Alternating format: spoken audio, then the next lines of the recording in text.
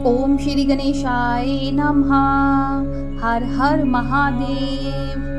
नारद जी का भगवान विष्णु को क्रोध पूर्वक फटकारना और शाप देना, फिर माया के दूर हो जाने पर पश्चाताप पूर्वक भगवान के चरणों में गिरना और शुद्धि का उपाय पूछना तथा भगवान विष्णु का उन्हें समझा बुझाकर शिव का महामतय जानने के लिए ब्रह्मा जी के पास जाने का आदेश और शिव के भजन का उपदेश देना। सूत जी कहते हैं, महर्षियों, माया मोहित नारद मुनि उन दोनों शिवगणों को यथोचित शाप देकर भी भगवान शिव के इच्छा वश मोहि निंद्रा से जाग ना सके। वे भगवान विष्णु के किए हुए कपट को याद करके मन में दुसह क्रोध लिए विष्णु लोक को गए और समिधा पाकर प्रज्वलित हुए अग्निदेव की भांति क्रोध से जलते हुए बोले। उनका ज्ञान नष्ट हो गया, इसीलिए वे दुर्वचन पूर्ण व्यंग सुनाने लगे। नारद जी ने कहा, हरे तुम बड़े दुष्ट हो, कपटी हो और समस्त विश्व को मोह में डाले हुए रहते हो। दूसरों का उत्साह या उत्कृष्ट तुमसे सहा नहीं जाता। तुम मायावी हो, तुम्हारा अंतकरण मलिन है। पूर्व काल में तुम्ही ने मोहिनी का रूप धारण करके कपट किया, असुरों को वारुणी मधुरा पिलाई, उन्हें अमृत नहीं पीने दिया। छल कपट में ही अनुराग रखने वाले हरे, यदि महेश्वर रुद्र दया करके विष ना पी लेते तो तुम्हारी सारी माया उसी दिन समाप्त हो जाती। विष्णु देव कपट पूर्ण चाल तुम्हें अधिक प्रिय है। तुम्हारा स्वभाव अच्छा नहीं है तो भी भगवान शंकर ने तुम्हें स्वतंत्र बना दिया है। तुम्हारी इस चाल ढाल को समझकर अब वे भगवान शिव भी पश्चाताप करते होंगे। अपनी वाणी रूप वेद की प्राणिमता स्थापित करने वाले महादेव जी ने ब्रह्मा को सर्वोपरि बताया है। हरे, इस बात को जानकर आज मैं बलपूर्वक तुम्हें ऐसी सीख दूंगा जिससे तुम फिर कभी किसी भी ऐसा कर्म नहीं कर सकोगे। अब तक तुम्हें किसी शक्तिशाली या तेजस्वी पुरुष से पाला नहीं पड़ा, इसलिए आज तक तुम निडर बने हुए हो। परंतु विष्णु, अब तुम्हें अपनी करनी का पूरा फल मिलेगा। भगवान विष्णु से ऐसा कहकर माया मोहित नारद मुनि अपने ब्रह्म तेज का प्रदर्शन करते हुए क्रोध से खिन्न हो उठे और शाप देते हुए बोले, विष्णु, तुमने स्त्री के लिए मुझे व्याकुल किया है। तुम इसी तरह सबको मुंह में डालते रहते हो। यह कपट पूर्ण कार्य करते हुए तुमने जिस स्वरूप से मुझे संयुक्त किया था उसी स्वरूप से तुम मनुष्य हो जाओ और स्त्री के वियोग का दुख भोगो। तुमने जिन वानरों के समान मेरा मुख बनाया था वे ही उस समय तुम्हारे सहायक होंगे। तुम दूसरों को स्त्री विरह का दुख देने वाले हो अथवा स्वयं भी तुम स्त्री के वियोग का दुख प्राप्त हो। अज्ञान से मोहित मनुष्य के समान तुम्हारी स्थिति हो। अज्ञान से मोहित हुए नारद जी ने मोहवश श्री हरि को जब इस तरह शाप दिया तब उन्होंने शंभु की माया की प्रशंसा करते हुए उस शाप को स्वीकार कर लिया।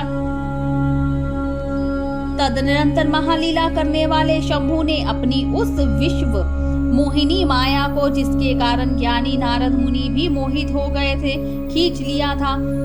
उस माया के तिरोहित होते ही नारद जी पूर्ववत शुद्ध बुद्धि से युक्त हो गए। उन्हें पूर्ववत ज्ञान प्राप्त हो गया और उनकी सारी व्याकुलता शांत हो गई। इससे उनके मन में बड़ा विस्मय हुआ। वे अधिकाधिक पश्चाताप करते हुए बारंबार अपनी निंदा करने लगे। उस समय उन्होंने ज्ञानी को भी उस मोह में डालने वाली भगवान शंभु की माया की सराहना की। तदनंतर यह जानकर ही माया के कारण ही मैं भ्रम में पड़ गया था। यह सब कुछ मेरा माया जनित भ्रम ही था। वैष्णव शिरोमणि नारद जी भगवान विष्णु के चरणों में गिर पड़े। भगवान श्री हरि ने उन्हें उठाकर खड़ा कर दिया। उस समय अपनी दुर्बुद्धि नष्ट हो जाने के कारण वे यूं बोले, नाथ, माया से मोहित होने के कारण मेरी बुद्धि बिगड़ गई थी, इसलिए मैंने आपके प्रति बहुत दुर्वचन कहे हैं, आपको शाप तक दे डाला है। प्रभु, उस शाप को आप मिथ्या कर दीजिए। हाय, मुझे बहुत बड़ा पाप किया है, अब मैं निश्चय ही नरक में पड़ूंगा। हरे, मैं आपका दास हूँ, बताइए मैं क्या उपाय, कौन सा प्रायश्चित करूं जिससे मेरा पाप समूह नष्ट हो जाए और मुझे नरक में ना गिरना पड़े। ऐसा कहकर शुद्ध बुद्धि वाले शिरोमणि नारद जी पूर्ण भक्ति भाव से भगवान विष्णु के चरणों में पड़े। उस समय उन्हें बड़ा पश्चाताप हो रहा था। तब विष्णु जी ने उन्हें उठाकर मधुर वाणी में कहा। भगवान विष्णु बोले, तात खेद ना करो, तुम मेरे श्रेष्ठ भक्त हो, इसमें संशय नहीं है। मैं तुम्हें एक बात बताता हूँ, सुनो, उससे निश्चय ही तुम्हारा परम हित होगा, तुम्हें नरक में नहीं जाना पड़ेगा। भगवान शिव तुम्हारा कल्याण करेंगे। तुमने मद से मोहित होकर जो भगवान शिव की बात नहीं मानी थी, उसकी अवहेलना कर दी थी, उसी का अपराध का भगवान शिव ने तुम्हें ऐसा फल दिया है, क्योंकि वे ही कर्म के फल दाता है। तुम अपने मन में ये दृढ़ निश्चय कर लो कि भगवान शिव की इच्छा से ही ये सब कुछ हुआ है। उसके और सबके स्वामी परमेश्वर शंकर ही गर्व को दूर करने वाले हैं। वे ही पार ब्रह्म परमात्मा है। उन्हीं का सच्चिदानंद स्वरूप से बोध होता है। वे निर्गुण और निराकार है। सत्व, रज और तम इन तीनों गुणों से परे हैं। वे ही अपनी माया को लेकर ब्रह्मा, विष्णु और महेश इन तीनों रूपों में प्रकट होते हैं। निर्गुण और सगुण भी वे ही हैं।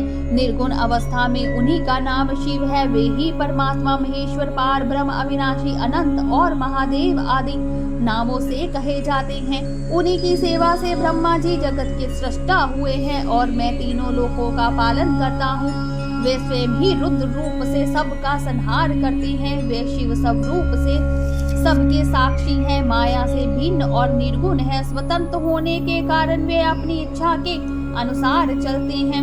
उनका विहार, आचार, व्यवहार उत्तम है और वे भक्तों पर दया करने वाले हैं। नारद मुनि, मैं तुम्हें एक सुंदर उपाय बताता हूँ, जो सुखद, समस्त पापों का नाशक और सदा भोग एवं मोक्ष देने वाला है। तुम उसे ध्यान से सुनो। अपने सारे संशय को त्याग कर तुम भगवान शंकर के सुयश का गान करो और सदा अनन्य भाव से शिव के शत नाम स्तोत्र का पाठ करो। मुने, तुम निरंतर उन्हीं की उपासना और उन्हीं का भजन करो। उन्हीं के यश को सुनो और गाओ तथा प्रतिदिन उन्हीं की पूजा अर्चना करते रहो। नारद, जो शरीर, मन और वाणी द्वारा भगवान शंकर की उपासना करता है, उसे पंडित या ज्ञानी जानना चाहिए। वह जीवन मुक्त कहलाता है। जीवन मुक्त कहलाता है। शिव इसी नाम रूपी दानव लसे से बड़े बड़े पातकों के असंख्य पर्वत अनायास भस्म हो जाते हैं। यह सत्य है, इसमें संशय नहीं है। जो भगवान शिव के नाम रूपी नौका का आश्रय लेते हैं, वे संसार सागर से पार हो जाते हैं। संसार के मूलभूत उनके सारे पाप निसंदेह नष्ट हो जाते हैं। महामुने, संसार के मूलभूत जो पातक रूपी वृक्ष है, उनका शिव नाम रूपी कुठार से निश्चय ही नाश हो जाता है। जो लोग पाप रूपी दानव लस से पीड़ित हैं, उन्हें शिव नाम रूपी अमृत का पान करना चाहिए। पाप दावाग्नि से दग्ध होने वाले प्राणियों को उस शिव नाम अमृत के बिना शांति नहीं मिल सकती।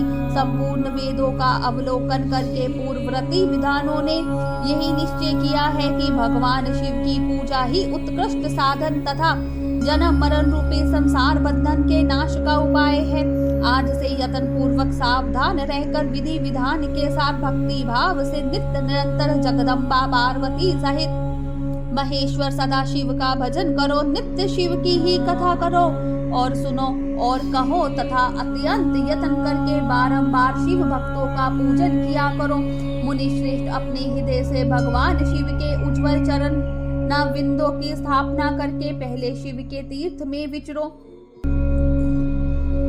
मुने, इस प्रकार परमात्मा शंकर के अनुपम महामतय का दर्शन करते हुए अंत में आनंद वन काशी को जाओ।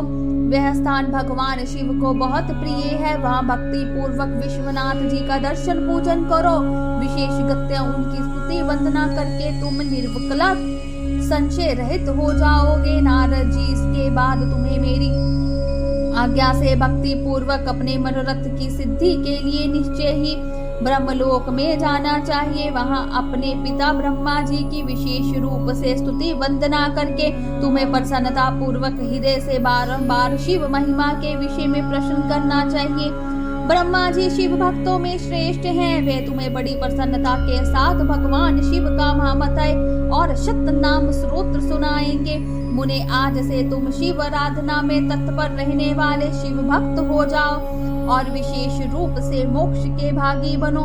भगवान शिव तुम्हारा कल्याण करेंगे। इस प्रकार प्रसन्न चित्त हुए भगवान विष्णु नारद मुनि को प्रेम पूर्वक उपदेश देकर श्री शिव का स्मरण, वंदना और सत्वन करके वहां से अंतर ध्यान हो गए। बोलिए शंकर भगवान की जय, उमापति महादेव की जय। हर हर महादेव।